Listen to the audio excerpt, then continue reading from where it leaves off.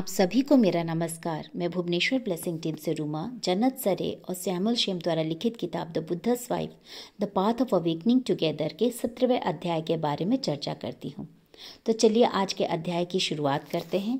राजा सुधोधन ये मान लिए थे कि वे अपने पोते को 16 साल की उम्र तक एक योद्धा के रूप में तैयार करेंगे। राजा सुधोधन अपने पुत्र की राह और मार्ग को देखते हुए पूरा स्पष्ट कर लिए थे कि वे राहुल को बहुत शीघ्र ही तैयार करेंगे अपना उत्तराधिकारी के रूप में। वे अपना सब कुछ निवेश और अर्पण कर देना चाहते थे सिद्धार्थ के पुत्र पे, उन्हें एक शक्तिशाली योद्धा बनाने के लिए जो वह सिद्धार्थ के लिए चाहते थे। और राजा सुधोधन हमेशा राहुल को सिद्धार्थ के मार्ग पे जाने से रोकते थे और उन्हें आगे नहीं बढ़ने देते थे। यशोधरा जी और प्रजापति जी को बहुत ही यकीन के साथ पता था कि राहुल को कोमल स्वभाव एक योद्धा के मार्ग का नहीं है। राजा सुधोधन अपने तड़प, छटपटाहट और अपने क्रोध में अंधे हो गए थे। वे पूरी कोशिश कर रहे थे राहुल को ये सब कुछ सच से अलग रखने के लिए, सारी महिलाओं से अलग रखने के लिए। राजा सुधोधन को ये एहसास ही नहीं हो रहा था कि वो ये सारी कोशिश कर चुके थे सिद्धार्थ को रोकने के लिए, लेकिन हुआ वही जो वो नहीं चाहते थे। यशोधरा जी और प्रजापति जी अपनी पूरी कोशिश कर रही थी राजा सुधोधन को सच्चाई से अवगत कराने में। वे दोनों राजा से अनुरोध कर रही थी कि वे ऐसा दोबारा ना दोहराएं जो वो सिद्धार्थ के साथ कर चुके थे।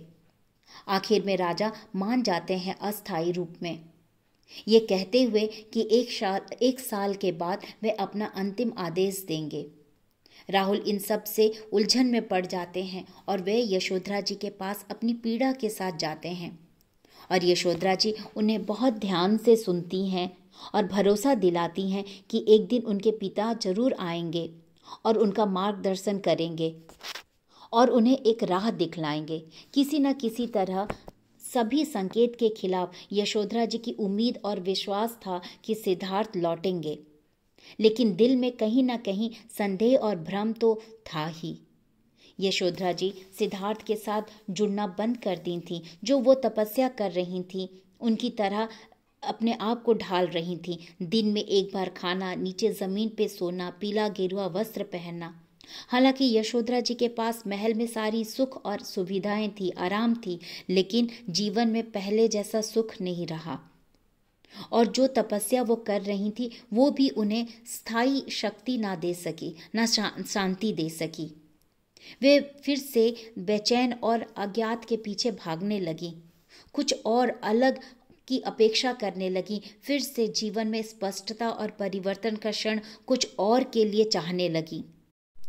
कुछ समय से सिद्धार्थ का कोई भी खबर नहीं आ रहा था उनके पास। सिद्धार्थ अपनी यात्रा में शायद कहीं दूर पहाड़ों पे थे, रेगिस्तानों में थे, या कहीं किसी जंगल में, या शायद किसी शहर में थे। कुछ भी नहीं पता लग रहा था। चन्ना भी उन्हें ढूंढ नहीं सक रहे थे और ना ही किसी और से उनकी जानकारी मिल रही थी सिद्धार्थ के बारे में।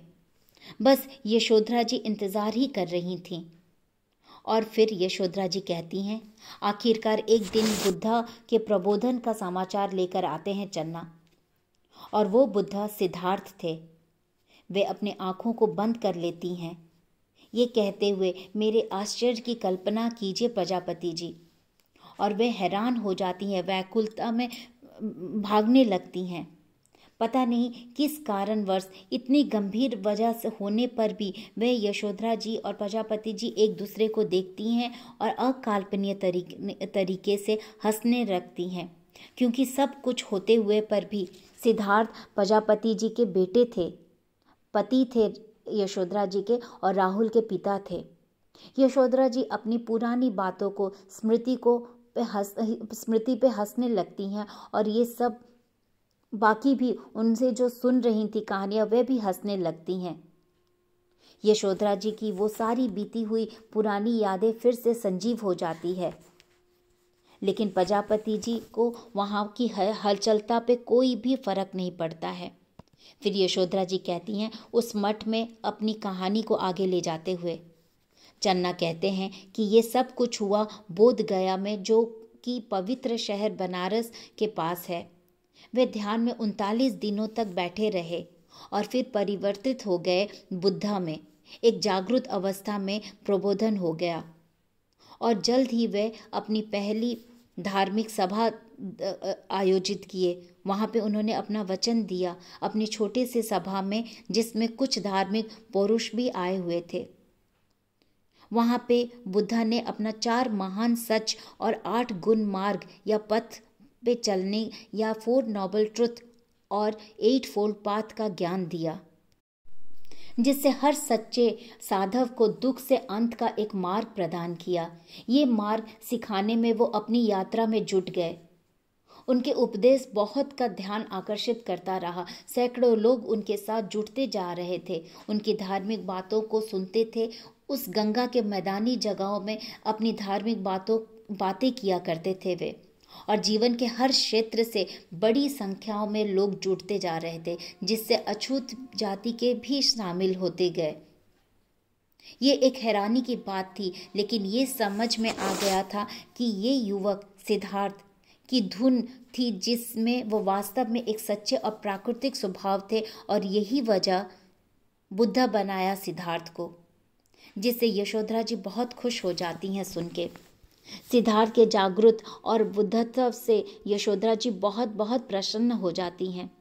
यशोधरा जी सिद्धार्थ के बारे में अधिक जानने के लिए उत्सुक और अधिक आशावान हो जाती हैं। लेकिन क्या अब सिद्धार्थ वापस घर लौटेंगे जब उनको अपनी लक्ष्य मिल गई है? यशोधरा जी सोच में पड़ जाती हैं कि क्या सिद्धार्थ का शिक्षण उनकी यानी यशोधरा जी के सोच और समझ पे हावी हो जाएगी, जो वो समझी है दुख और पीड़ा क्या है और इससे कैसे उभरना है। और यशोधरा जी के मन में ये योजना या ये भाव आने लगता है कि उनकी और सिद्धार्थ की यात्रा किस रूप में समांतर होगी, और बहुत सारे नए विचार आते हैं जिससे कि वे अपने में खो जाती हैं। विश्वासघात, क्रोध, पुरानी चोट फिर से उठ जाता है उनमें। उन दोनों के रिश्ते में अब भी दर्द भरा और गहराई से भ्रमित हो रहती हैं। यशोधरा जी के अंदर बहुत प्रश्न आने लगता है, उठने लगता है। अब सिद्धार्थ कौन है? अब उनकी शादी का क्या मान्यता है? और जब सिद्धार्थ की खोज पूरी हो गई है तो उनकी राह मिल गई है, तो क्या वो वापस घर लौटेंगे? और हमेशा दर्द में भी थीं, जैसे सांप ने काट रखा हो उस तरह से अपने सोच में रहती थीं कि कैसे वे फिर से घर वापस आ सकते हैं, फिर से कैसे उनकी वापसी होगी, स्वागत होगी, स्वागत की अपेक्षा रख सकते हैं तब जब वो एक गति में सब कुछ चल रहा था उनके जाने के बाद, उन्हीं के कारण से। तब यशोधरा जी को एहसास होता है कि उनकी अपनी जांच और जिज्ञासा के लिए उनको जानना होगा सत्य की गहराई में कि क्या हो रहा है इस व्यापक संकट के दौरान, उस रिश्तों में, दादा पोते और अनुपस्थित पिता में, रिश्तों की क्रूरता में यशोधरा जी अपने आप को, अपने बेटे को, राजा को देखती हैं। सिद्धार्थ के जागृत और दृढ़ता के साथ अपने आप को अपने हृदय में रखती हैं और संवेदन के साथ सिद्धार्थ के और करीब हो जाती हैं और सिद्धार्थ के आने की तैयारी शुरू कर देती हैं। एक दिन में वह अपने शाही उपवन में अकेले बैठी हुई थी और देख रही थी मोर को गर्व से नाचते हुए, चलते हुए, और कीड़ों के बीज के लिए झांसा देते हुए। ये सब देख रही थी वो ध्यान से। उनके मन में ये आता है कि सिर्फ वही अपने आप को धार्मिक रूप से विकसित कर रही हैं, अपने आप को जोड़ रही हैं, लेकिन कुछ नया या अलग भी हो रहा है या कुछ नया ला रही हैं। अपने बेटे के एक योद्धा राजा बनने के लिए संघर्ष कर रही थी, क्योंकि वह राहुल के आध्यात्मिक जीवन को भी शायद अपना रही थी।